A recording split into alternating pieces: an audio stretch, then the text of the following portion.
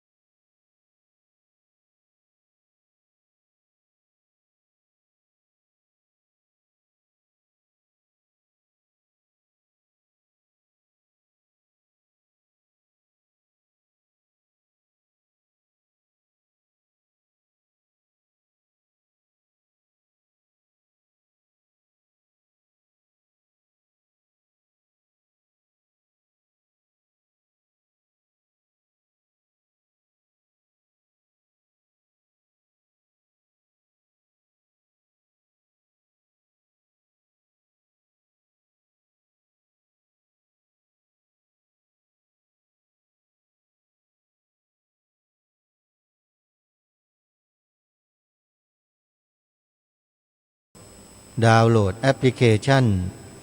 วิทยุพุทธศาสนาทั่วไทยเพื่อติดตามรับฟังรายการธรรมะต่างๆจากทางสถานีวิทยุพระพุทธศาสนาแห่งชาติประจำจังหวัดต่างๆที่ออนไลน์ผ่านระบบแอปพลิเคชันนี้ตลอด 24 ชั่วโมงได้สถานีวิทยุพระพุทธศาสนาที่รวมอยู่ในแอปพลิเคชันนี้มีอยู่เกือบ50สถานีเปิดธรรมะให้สาธุชนได้สดับรับฟังกันตลอด24ชั่วโมงขอเรียนเชิญเจริญพรสาธุชนช่วยกันเผยแพร่แอปพลิเคชันนี้ให้พี่น้องพุทธศาสนิกชนของเราได้ติดตามรับฟังธรรมบรรยายของครูบาอาจารย์ทั้งหลายที่ได้ออกอากาศให้พวกเราได้สดับรับฟังกันตลอด24ชั่วโมงเพื่อให้เกิดเป็นบุญเป็นกุศลร่วมกันขอเชิญทุกท่านช่วยกันเผยแพร่วันนี้ทางรายการมีเรื่องที่จะมาปรารภกับท่านผู้ฟังเพื่อให้สาธุชนทั้งหลายที่กำลังตกอยู่ในกระแสให้เกิดความรู้สึกตัวกันขึ้นมาสักนิดหนึ่งบางทีเราอาจจะไม่ทันได้คิดเราก็เลยถูกสื่อในปัจจุบันเนี้ยชักจูงจิตใจของเราไปถลายไปเรื่อยจนเรานั้นตกไปอยู่ในห้วงของความทุกข์ความทรมานทางด้านจิตใจและเมื่อมันเกิดความทุกข์ความทรมานทางด้านจิตใจแล้วโดยธรรมชาติคนเราเนี่ยต้องหาทางแก้ทุกข์และวิธีแก้ทุกข์ของคนเราในยุคปัจจุบันที่ดีที่สุดเท่าที่จะสามารถทำกันได้ตามสถิติเท่าที่ปรากฏก็คือการระบายออกทีนี้การระบายออกเนี่ยมันมีผลกระเทือนไปสู่สังคมรอบข้างเพราะมันเป็นการระบายออกทางวาจาเมื่อระบายออกทางวาจาผู้ที่ได้ยินผู้ที่ได้ฟังก็เกิดความรู้สึกร่วมไปด้วยมันเลยกลายเป็นลูกโซ่ของความทุกข์จากจุดหนึ่งกระจายไปสู่หลายจุดจากหลายจุดก็แพร่กระจายไปในหลายภาคส่วนมันก็เลยกลายเป็นคลื่นแห่งความทุกข์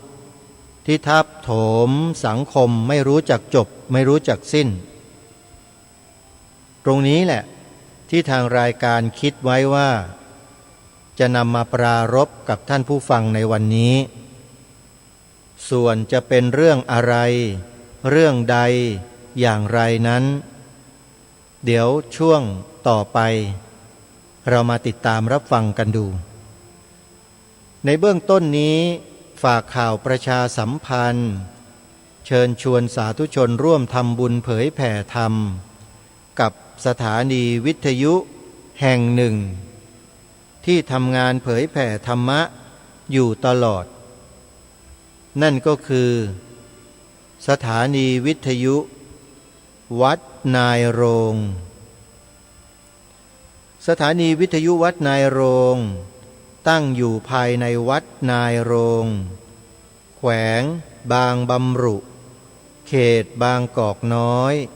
กรุงเทพมหานครสำหรับสถานีวิทยุแห่งนี้มีนักบรรยายธรรมะมีสาระธรรมที่เปิดออกอากาศให้สาธุชนได้ฟังตลอด24ชั่วโมงมาเป็นระยะเวลาที่ยาวนานพอสมควรปีนี้ได้บรรจบครบรอบอีก1 ปีของงานสถานีวิทยุจึงได้จัดงานขึ้นมีชื่องานว่า1 ปี1 ครั้งรวมพลังเพื่อสร้างสรรค์สังคมให้อุดมด้วยปัญญาและร่วมทำบุญทอดผ้าป่าสามัคคี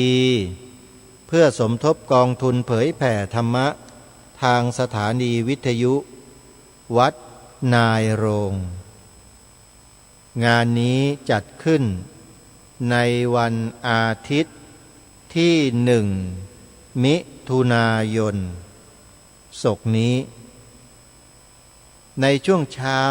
เวลา 9 นาฬิกามีการแสดงพระธรรมเทศนาในหัวข้อเรื่อง1 ทุน 1 พลังเพื่อสร้างสรรค์สังคมให้อุดมด้วยปัญญาองค์แสดงธรรมก็คือท่านพระอาจารย์มหาบุญช่วยปัญญาวชิโรเจ้าอาวาสวัดวิปัสสนาดงเย็นอำเภออู่ทองจังหวัดสุพรรณบุรีจากนั้นเวลา 10 นาฬิกาเป็นต้นไปเป็นพิธีเจริญพระพุทธมนต์เพื่อความเป็นสิริมงคลแก่ผู้ร่วมงานแล้วมีเวทีพบปะเสวนาติดตามรับชมรับฟังนักร้องรับเชิญที่จะมาร่วมงานในช่วงดังกล่าวด้วยจากนั้นหลังจากภัตตาหารเพลหลังจากรับประทานอาหารกลางวันแล้ว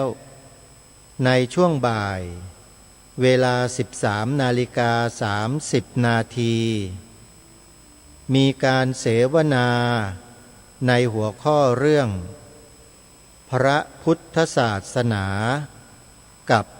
สุขภาพซึ่งจะมีบุคคลที่มีความรู้ทางด้านการแพทย์การพยาบาลแพทย์แผนไทยมาร่วมเวทีเสวนาในครั้งนี้ด้วยซึ่งประกอบไปด้วยพระครูวิจัยธรรมบัณฑิตผู้ช่วยศาสตราจารย์นายแพทย์พันศักดิ์สุกระฤกษ์นายแพทย์อภิชัยศิระกุลจิราคุณธนาพรโรจนะทัพพะดำเนินการเสวนาโดยพระครูปลัดนรงฤทธิ์อุปรักขิโตรองผู้อำนวยการสถานีวิทยุโทรทัศน์ดีทีวีผู้ดำเนินรายการตระเวนคนตระเวนธรรมผู้ดำเนินรายการคดีโลกคดีธรรมขอเชิญสาธุชนติดตามรับชมถ่ายทอดสดผ่านช่องเว็บไซต์ของวัดนายโรงหรือ Facebook เพจ ของวัดนายโรงได้ ทางอาตมาภาพก็จะตั้งกล้องถ่ายทอดสดอีกทางหนึ่งให้กับสาธุชนได้ติดตามรับชมกันด้วยคอยติดตามรับชมบรรยากาศกันนะโยมนะสำหรับท่านใดที่จะร่วมบุญกับทางวัดนายโรง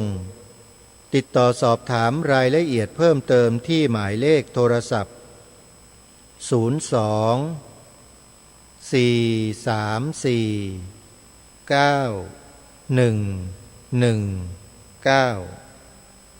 หรือ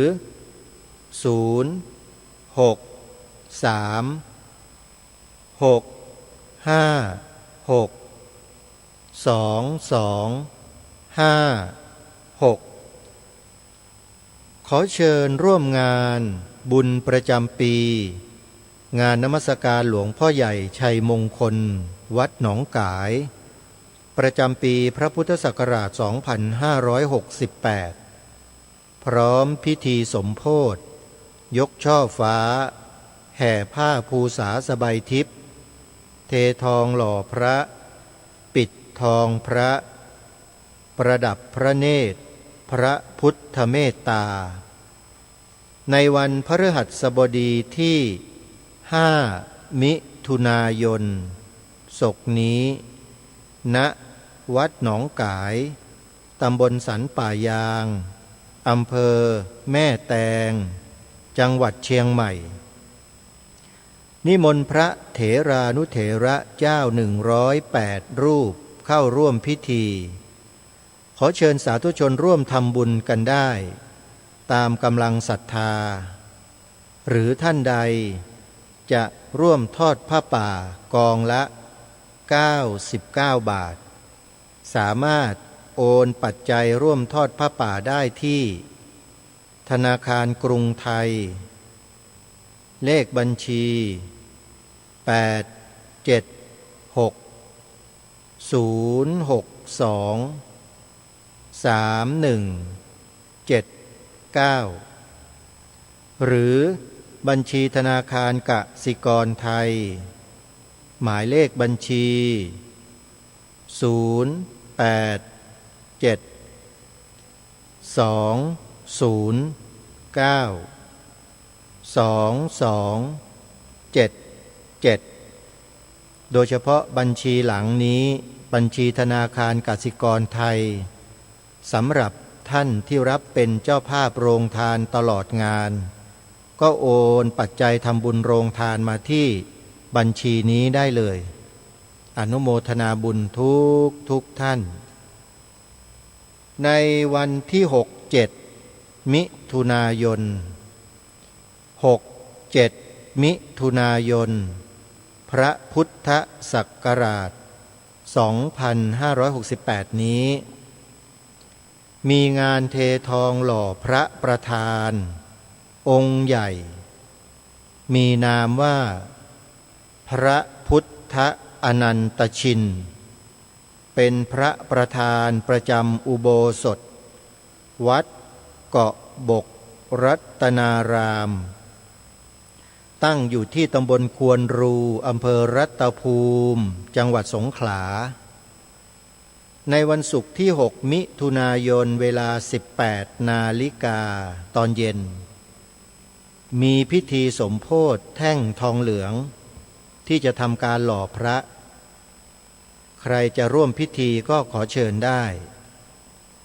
ในวันเสาร์ที่7 มิถุนายนเวลา 15 นาฬิกา 39 นาทีประกอบพิธีเททองหล่อพระประธาน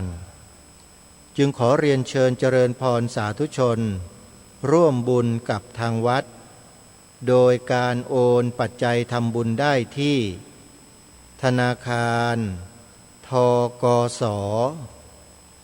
เลขบัญชี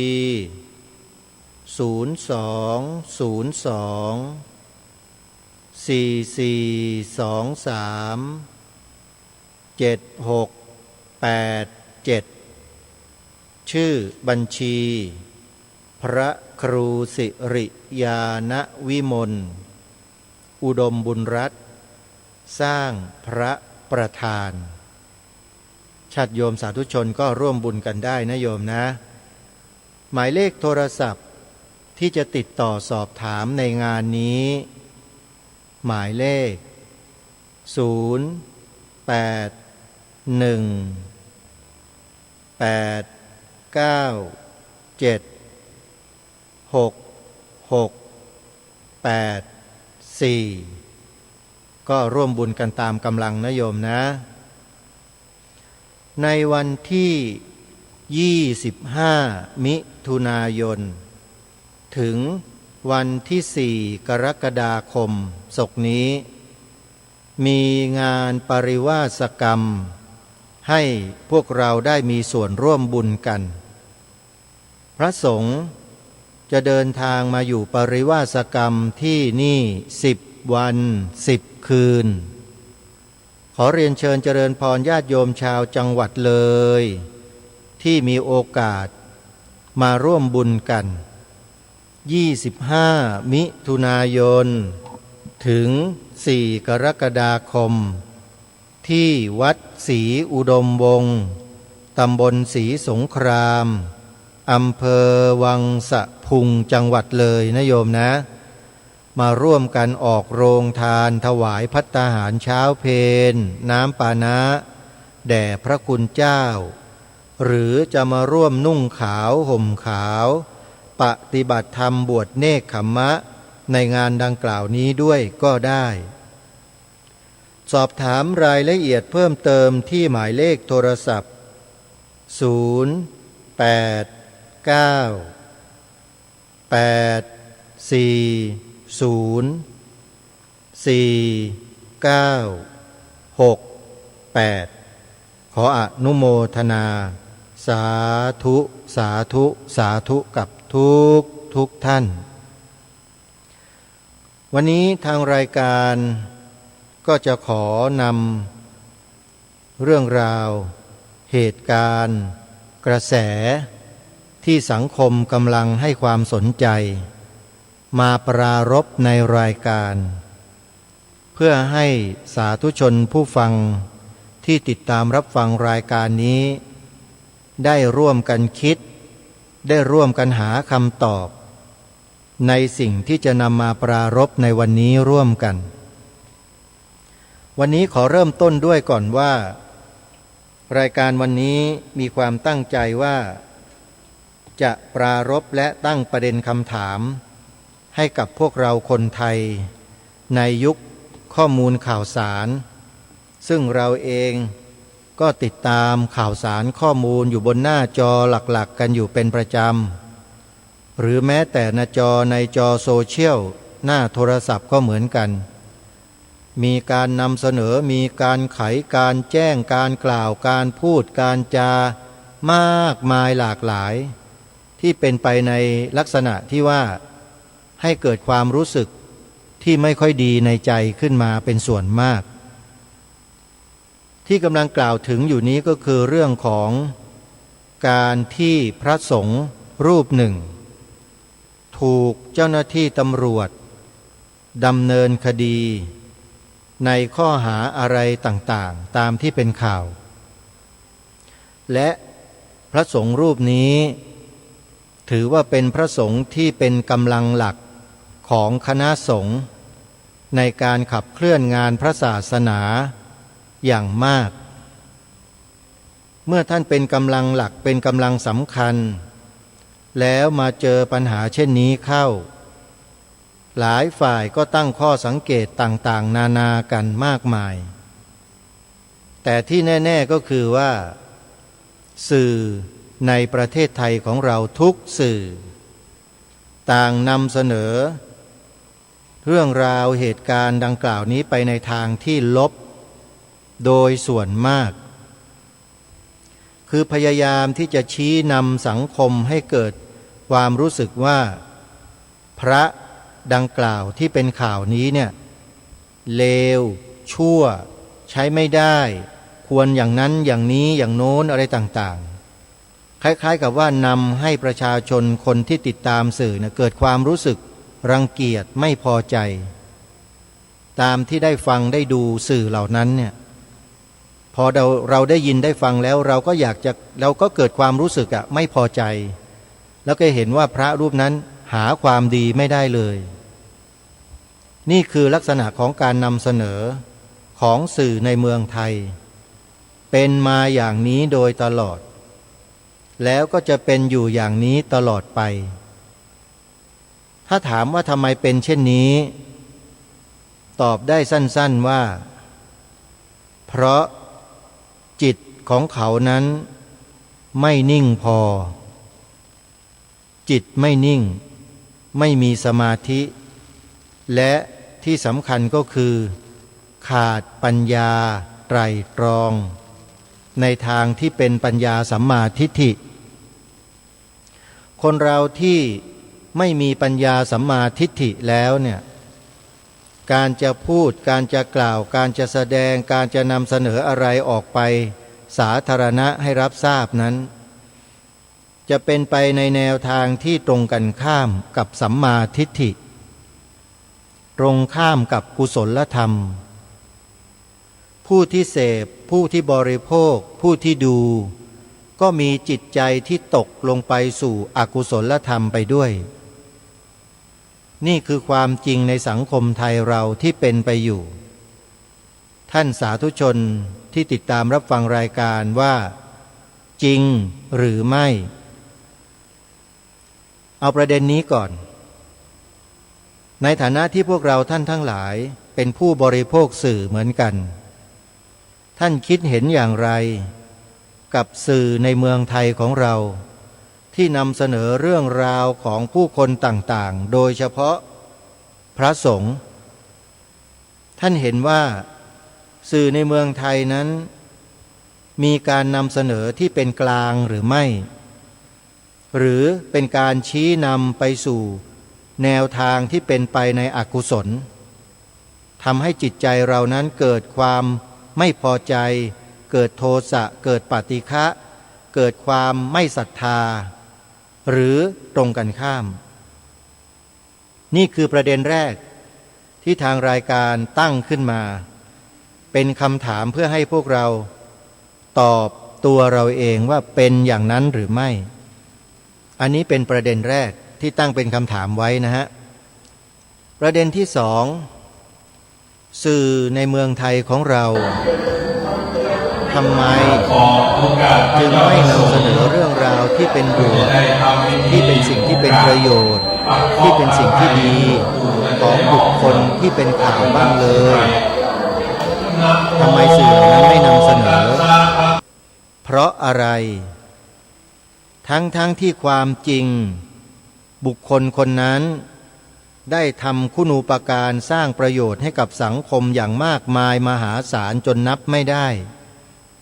แต่ทำไมสื่อเมืองไทยจึงไม่นำเสนอให้สังคมได้รับรู้บ้างอันนี้คือคำถามที่สองให้พวกเราไปคิดกันดูนะโยมตอบยังไงก็แล้วแต่อาตมาภาพเป็นผู้ถามให้พวกเราได้คิด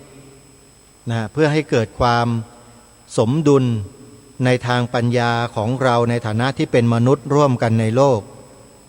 เราไม่ใช่แพะไม่ใช่แกะไม่ใช่งัวไม่ใช่ควายที่จะให้ใครมาจูงจมูกเราไปทางนู้นทางนี้ไม่ใช่เราต้องมีปัญญาคิดเองท่านผู้ฟังอย่าให้ใครมาจูงเราสื่อนี่ก็ถือว่าเป็นคนจูงมนุษย์ในสังคมเหมือนกันนะเป็นผู้จูงนะถ้าจูงไม่ดีพวกเราก็ตกเหวตกอบายกันไปเลยเพราะจิตใจมันเศร้าหมองไง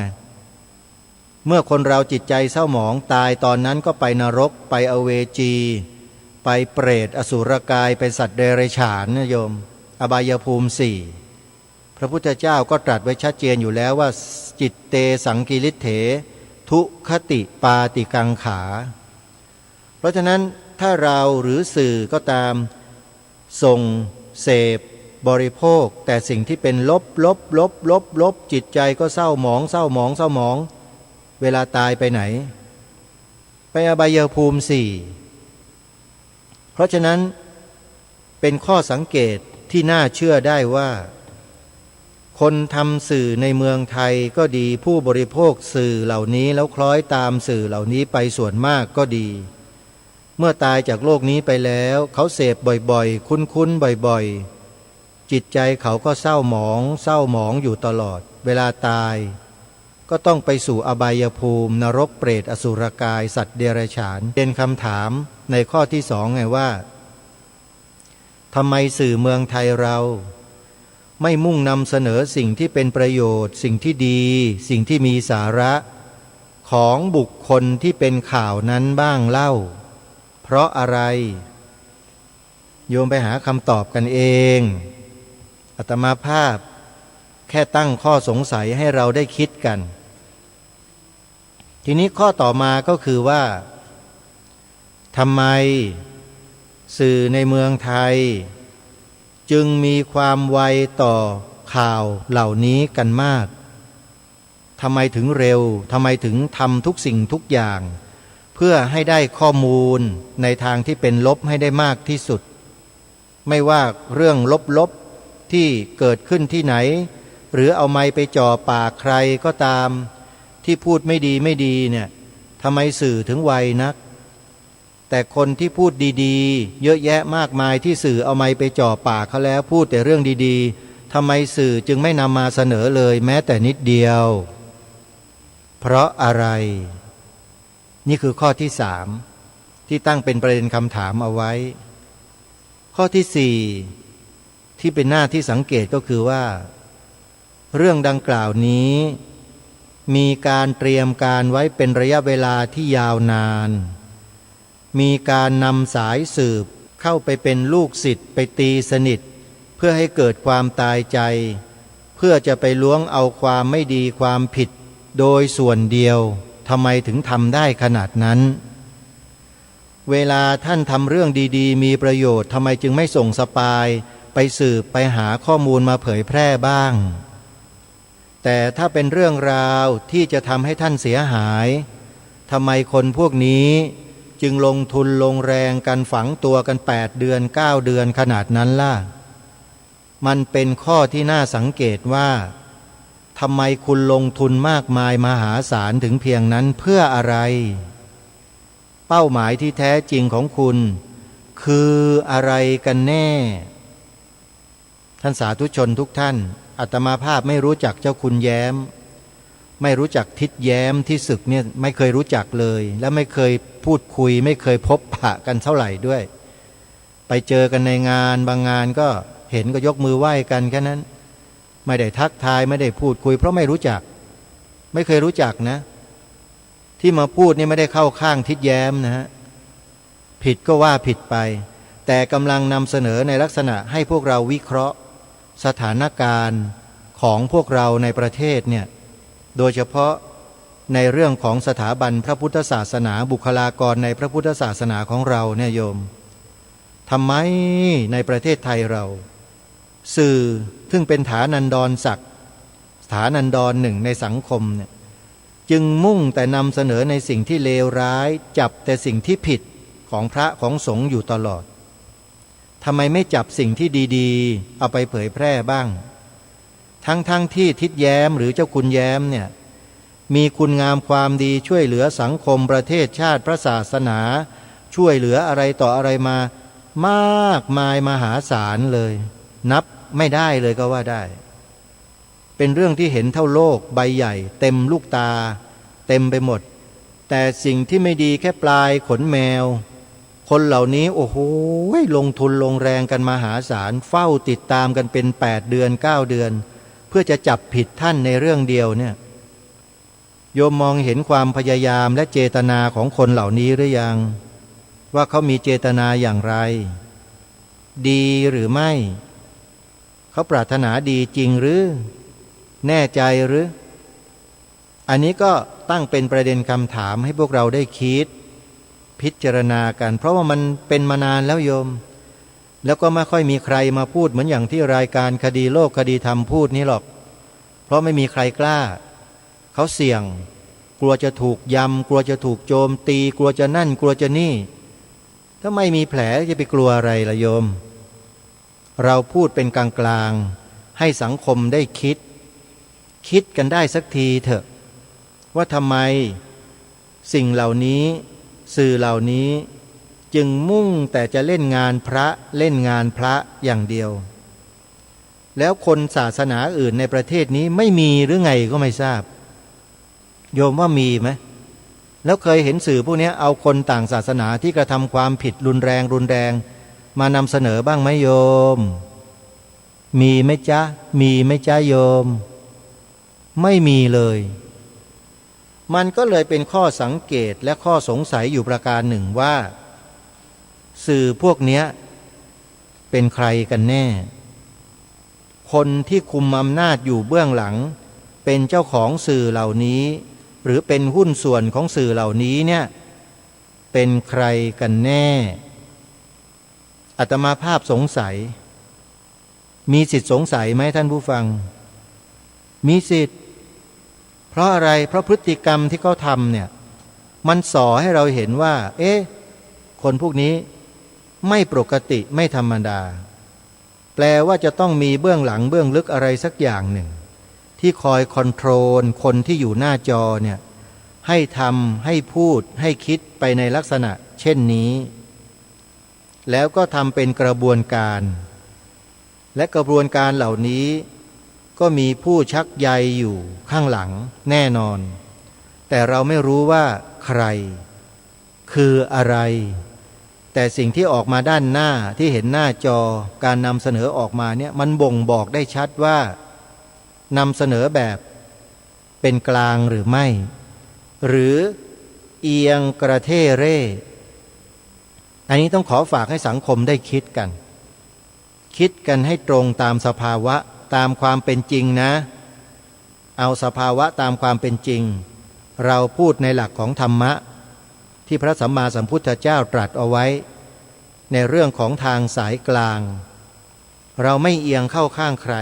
แต่พูดตามเนื้อผ้าที่เห็นที่รู้ที่ดูทุกคนก็เห็นอยู่แล้วนี่ว่าสื่อมุ่งนำเสนอแต่เรื่องไม่ดีอยู่ตลอดใช่ไหมล่ะมีเรื่องดีบ้างไหมมีช่องไหนเสนอเรื่องดีของเจ้าคุณแย้มบ้างนะมีไหมโยมมีแต่สับกันอย่างเดียวใช่ไหมโยมมีเห็นเทิดทูนบ้างไหมยกย่องบ้างไหมโยมมีไหมอันนี้แหละที่ทำให้ทางรายการต้องมาปรารภในลักษณะเช่นนี้ในวันนี้กันที่ผ่านมาก็เคยได้ยินทางรายการเนี่ยได้ให้ฉายาสื่อในเมืองไทยมาโดยตลอดว่าเป็นสื่อแมลงวันถูกไหมฮะที่ได้ยินกันมาถูกไหมแล้วก็ได้อธิบายความไปแล้วว่าทำไมจึงให้ฉายาสื่อเมืองไทยในลักษณะเช่นนั้นก็เมื่อทุกคนได้ดูได้ยินได้ฟังสื่อพวกนี้แล้วนำเสนอในลักษณะเช่นนี้แล้วจิตใจท่านเป็นบุญเป็นกุศลหรือจิตใจท่านเป็นอกุศลเศร้าหมองจิตใจท่านดีหรือไม่ดีสรุปง่ายๆไม่ดีเลยใช่ไหมเมื่อไม่ดีนั่นแปลว่าสื่อเหล่านั้นนำอะไรมาเสนอต่อเราสิ่งดีหรือไม่ดีแน่นอนฮะสภาวะตามความเป็นจริงก็คือนำเสนอสิ่งที่ไม่ดีเรื่องที่ไม่ดีก็เลยกลายเป็นคำถามและคำตอบในตัวว่าสื่อเหล่านี้อุปมาอุปไมยเหมือนกับแมลงวันหรือไม่แมลงวันมันตอมสิ่งสะอาดหรือว่ามันตอมสิ่งสกปรกอยู่ตลอดเวลาโยมแมลงวันน่ะสัญชาติแมลงวันน่ะโยมมันตอมดอกไม้เกสรไหมไม่มีสื่อเมืองไทยเราก็เหมือนกันโยมคอยสังเกตดูสิข่าวดีๆข่าวเป็นมงคลข่าวเป็นกุศลระดมธรรมจัดปฏิบัติธรรมสอดแจ้งพระครูอุดมวรานุวัตรพระครูปริยัติโพธิธรรมท่านพระอาจารย์พระครูจริยสารธรรมท่านพระอาจารย์มหาลำพันธ์เป็นต้นจัดเทศจัดธรรมจัดปฏิบัติสื่อพวกนี้เคยไปหยิบไปยกมากล่าวมาพูดแม้แต่นิดเดียวสัก3 วินาทีเคยได้ยินไหมไม่มีเลยจึงอุปมาเหมือนกับแมลงวัน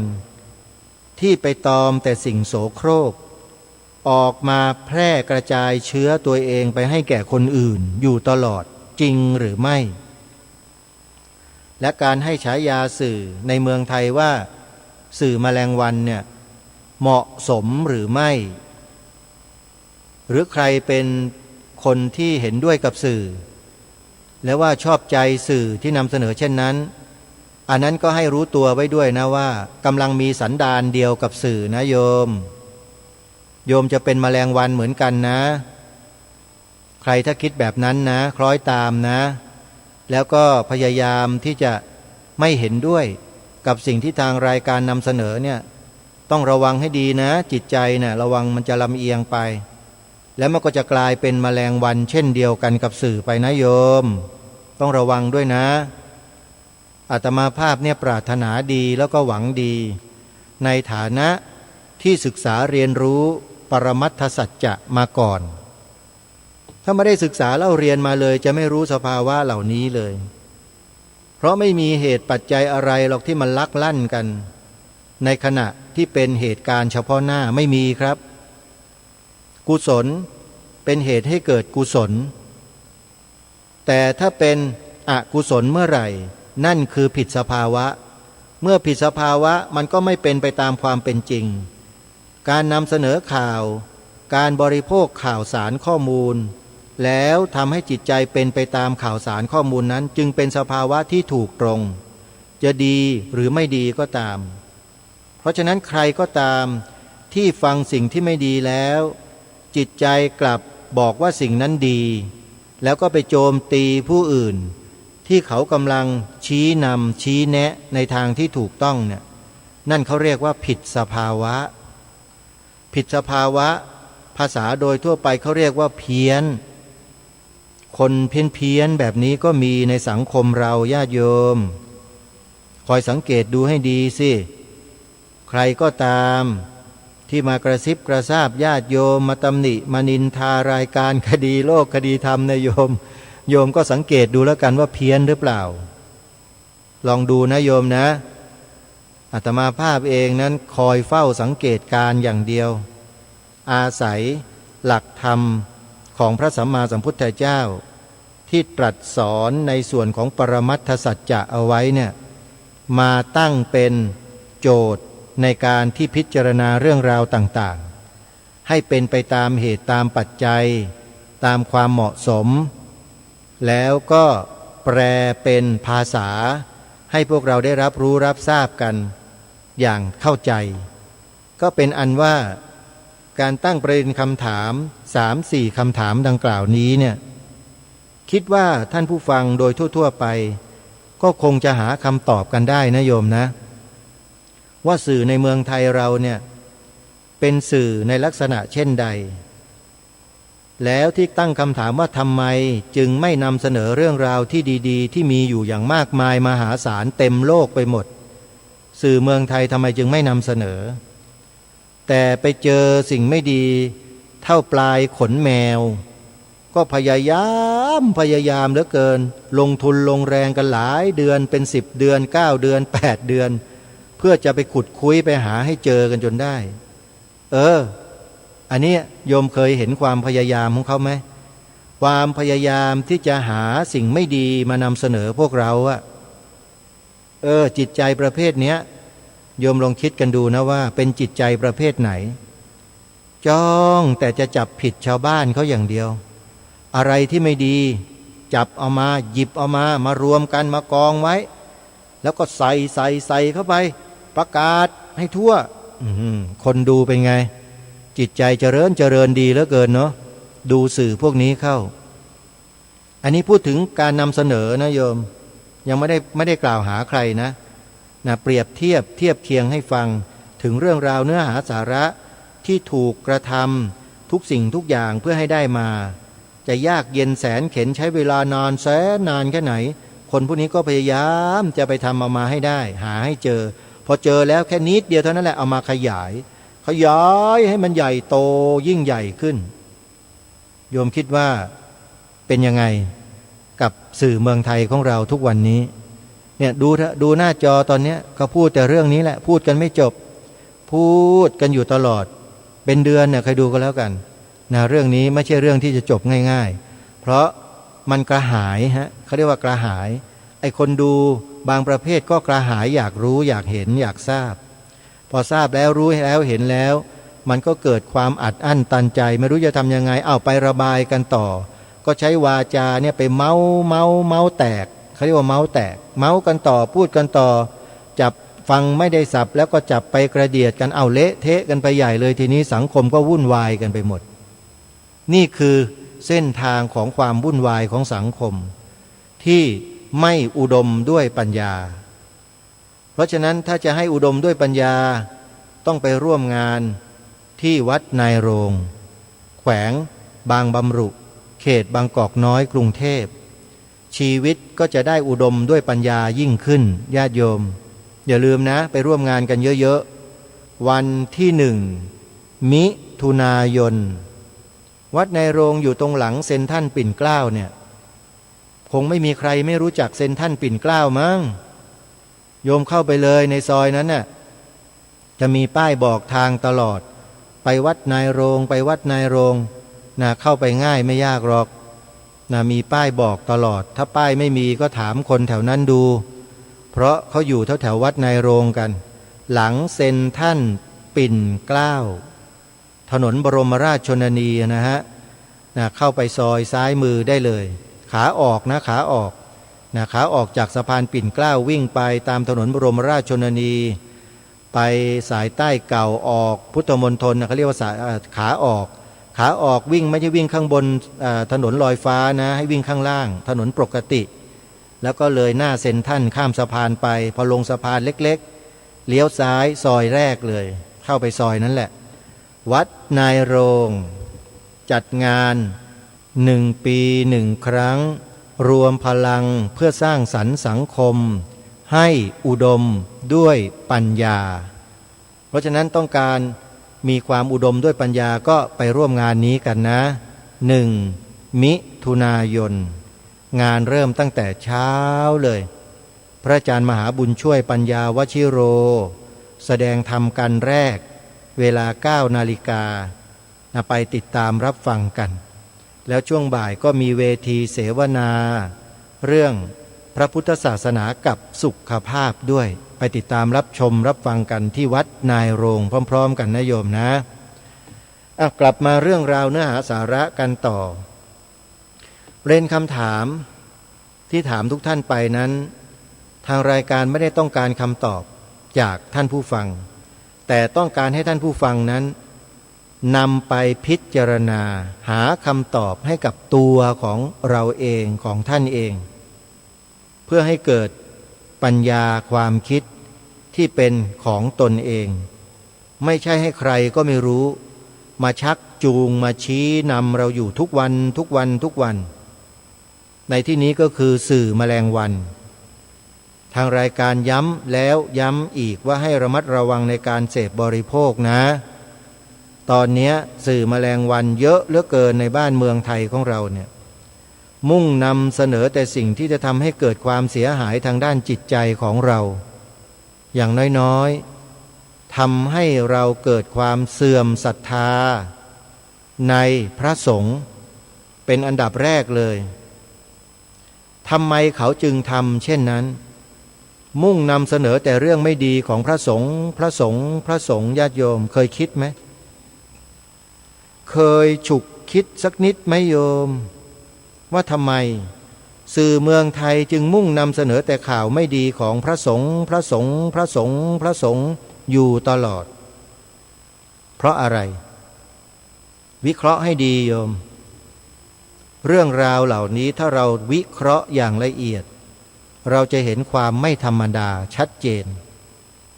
มันไม่ใช่เรื่องปกติและธรรมดาของประเทศไทยของเรานะ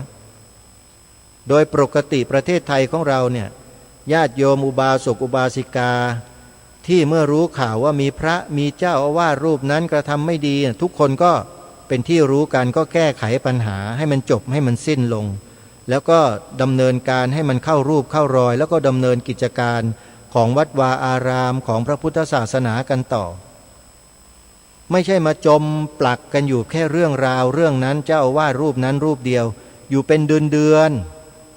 ว่าแต่เรื่องเจ้าอาวาสรูปนั้นไม่มีเรื่องนั้นก็เอาเรื่องนั้นมาเรื่องนี้ไม่มีก็ไปขุดไปคุยเอามาไอ้นู่นไอ้นี่อะไรต่าง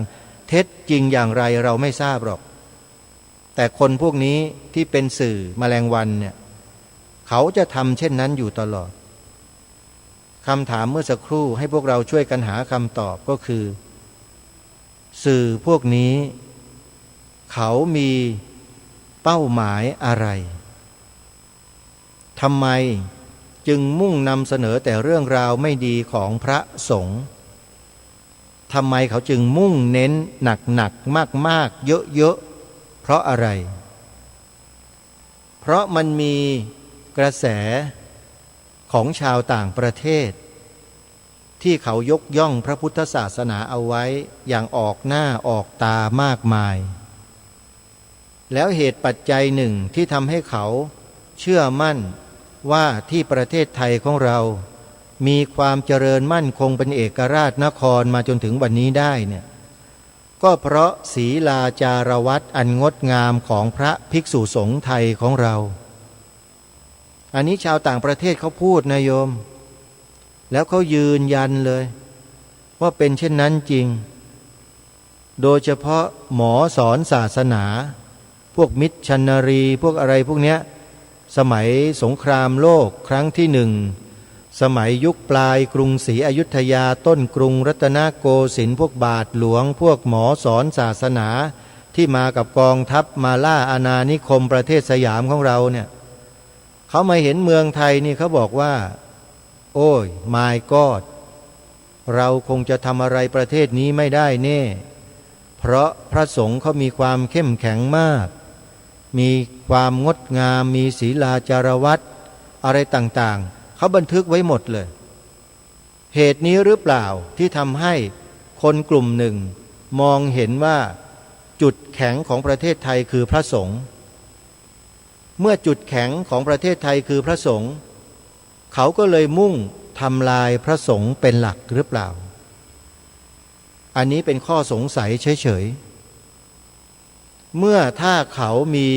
แนวคิดเช่นนั้นเราก็เลยตั้งข้อสังเกตว่าสื่อในประเทศไทยทุกวันนี้เนี่ยทำตามแนวความคิดของคนเหล่านี้ด้วยหรือไม่แล้วถ้าไม่ทำไมจึงมีแนวความคิดในลักษณะที่ใกล้เคียงกันคือทำลายความเชื่อหน้าเชื่อถือของพระสงฆ์ลงให้มากที่สุด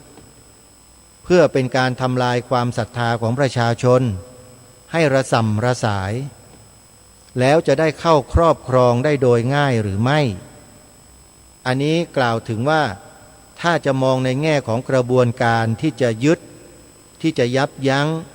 ที่จะต้องการอะไรบางอย่างในประเทศไทยนะอันนี้พูดเผื่อไว้โยมอย่าเพิ่งเชื่อนะโยมนะอาตมาภาพมองอะไรแล้วมองกว้างมองไกลโยมมองไปถึงระดับพวกนี้เลยไม่ใช่มองแค่แมลงวันแค่ตัวสองตัวนี้หรอกแต่มองไปมากกว่านั้นมองพวกพญาแมลงวันเข้าไปนู่นนะพวกนี้คือใครเฝ้าสังเกตคอยติดตามดูอยู่ตลอดและไม่ต้องดูที่ไหนดูที่หน้าจอที่เขานำเสนอนี่ก็รู้แล้วว่าเจตนาจากข้างหลังนะเขาคิดยังไงเพราะฉะนั้นญาติโยมสาธุชนทุกท่านยังไงนะโยมนะพระสงฆ์ของไทยเราเนี่ยถึงแม้จะมีเสียบ้างจะมีผิดบ้างมันก็เป็นแค่ผิดแค่พระวินัยผิดศีลเฉพาะตัวของท่านความเดือดร้อนในวงกว้างจะไม่มีที่จะเกิดขึ้นโดยพระสงฆ์แน่นอนพระสงฆ์ไม่เคยคิดทำลายชาติทำลายศาสนาทำลายพระมหากษัตริย์เลยแม้แต่นิดเดียวแต่สิ่งที่ท่านทำอาจจะเป็นเจตนาและหวังดีแต่วิธีการอาจจะผิดเท่านั้นเองโยมอันนี้ต้องเข้าใจด้วยนะโยมนะเจตนาดีหวังดีแต่วิธีการอาจจะผิดเมื่อวิธีการผิดมันก็ไปเข้ากับข้อกฎหมายบางกลุ่มบางคนที่เขาเขียนกฎหมายเอาไว้เมื่อเขาเห็นช่องแล้วเขาก็เล่นเลยเข้าใจอย่างโยมคล้ายๆกับว่าอุปมานะเหมือนกับพยัคฆานะสัตว์ที่กินเลือดกินเนื้อสัตว์ด้วยกันน่ะมันจ้องเขม็งอยู่ว่ามีเนื้อมีกวางตัวไหนมันพลาดนิดเดียวเท่านั้นแหละมันก็จะเข้ากัดอย่างเต็มที่ขยำกินจนไม่มีเหลือเลย ลักษณะคล้ายๆอย่างนั้นอันนี้ขอฝากให้เป็นแนวความคิดกับพวกท่านผู้ฟังทั้งหลายเอาไว้ก่อนที่เราจะตกเป็นเหยื่อของสื่อแมลงวันเหล่านี้อีกนะโยมนะไม่ต้องเป็นเหยื่อให้เราเป็นกลางไว้ตั้งจิตให้ดีนะอย่างที่บอกเอาไว้ทั้งหมดให้เราไปพิจารณาและตัดสินใจกันเองผู้ดำเนินรายการไม่เคยรู้จักกับใครทั้งนั้นที่นำเสนอเนี่ยแต่นำเสนอเป็นกลางๆให้พวกเราได้คิดตามสภาวะตามความเป็นจริงอะไรที่มันขัดแย้งก็นำมาแจ้งมาบอกพวกเราให้เราใช้วิจารณญาณกันให้มากแล้วก็ตัดสินใจกันวันนี้เวลาของรายการหมดแล้วท่านผู้ฟังต้องขอสมมติยุติไว้แต่เพียงเท่านี้พบกับรายการได้ใหม่ในวันต่อไปขอความสุขความสวัสดีในธรรมแห่งองค์สมเด็จพระบรมศาสดาสัมมาสัมพุทธเจ้าจงปรากฏเกิดมีขึ้นในจิตใจของท่านผู้ฟังทุกท่านทุกคนเทอญ